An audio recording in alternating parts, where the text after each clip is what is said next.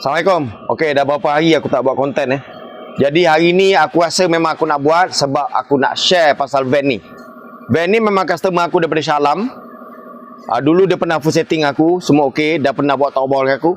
Tapi sekarang ni apa yang berlaku, dia kata, "Bang, minyak hitam saya baru pakai seminggu, minyak dah kurang sangat-sangat. Bang, tolong cek ada leaking tak? Kalau boleh abang turun gearbox, cek oil seal flywheel." Okey, jom aku tengok ni, tunjuk ni. Sekarang gearbox aku dah turun, aku nak cek oil seal flywheel Aku cek kelas dah goyang. Dah goyang Jadi bila dah goyang ni sebenarnya tak bagus lah, sebab dia boleh pecah, dia boleh gegar, macam-macam boleh jadi. So aku minta kat dia tukar kelas, dia pun setuju. Aku tengok flywheel kat sini dia pakai flywheel bukan original, tapi tak ada masalah pun, semua okey je, gear pun elok dan flywheel pun tak ada makan. Dan sekarang leaking aku nak tunjuk.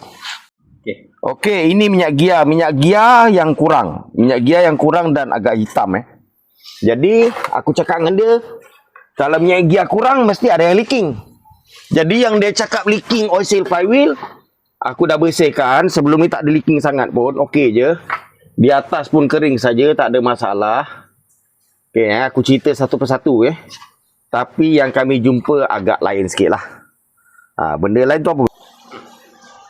Jadi aku cerita dekat dia sebab aku cakap tadi minyak gear ada kurang. So bila minyak gear kurang, kami cek kat sini leaking Ni leaking.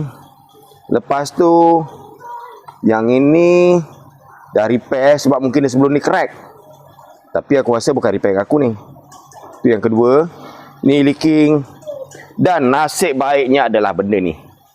Korang tengok ni, ini kesan bergesel Nasib baiknya bila kami buka, kami jumpa yang ni. Nampak ni, nut dah melekat kat sini Nut ni sepatutnya diikat dekat sini. So apa yang berlaku, benda ni dah bergerak. Nampak dah bergerak. Gear 5 ni dah bergerak, dah bergesel dengan benda ni. Dia dah makan benda ni. Kalau nasib tak baik satu hari, benda ni cabut dah ni. So akan jahanam lagi abang. Ini gear 5 Jadi pada masa yang sama, nasib baik dia kami buka, kami jumpa benda ni. Dia depan oil seal ni. Oil seal ni pun dah keras Oil seal ni pun dah keras. Sekarang ni apa yang kami akan buat, kami akan ganti semua oil seal lah. Okey, itu saja aku share. Terima tu.